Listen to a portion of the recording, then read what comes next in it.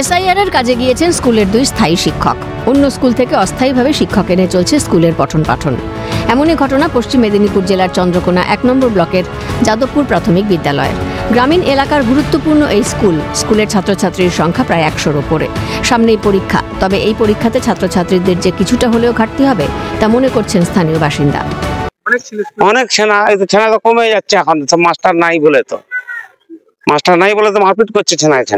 এ বিষয়ে চন্দ্রকোনা 1 নম্বর ব্লকের স্কুল পরিদর্শক কৌশিক ঘোষ বলেন, সাময়িকভাবে সমস্যা হচ্ছে, তবে দ্রুত সমস্যার সমাধান হয়ে যাবে।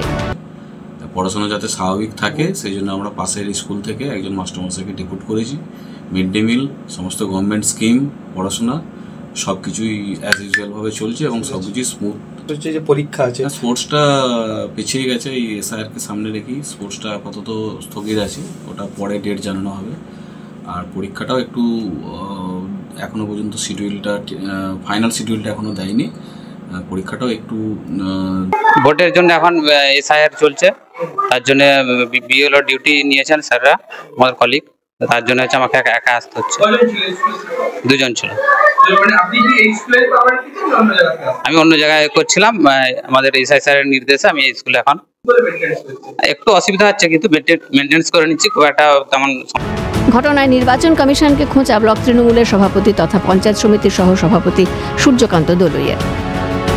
সমস্যা তো হয়েছে, কারণ নির্বাচন কমিশন তো এটা বুঝতে পারেনি বা বুঝতে চায়নি যে যারা আগামী দিনের ভবিষ্যৎ, যারা দেশ গড়ার কারিগর, তাদের ক্ষতি হবে।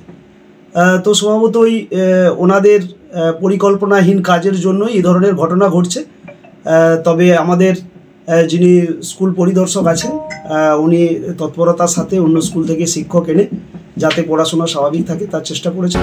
এখন এসআইআর এর কাজ শেষ হয়ে কবে পর্যাপ্ত শিক্ষক দিয়ে পঠন পাঠন শুরু হবে সেদিকেই তাকিয়ে এলাকাবাসী। অভিষেক চক্রবর্তীর রিপোর্ট, ক্যালকাটা নিউজ।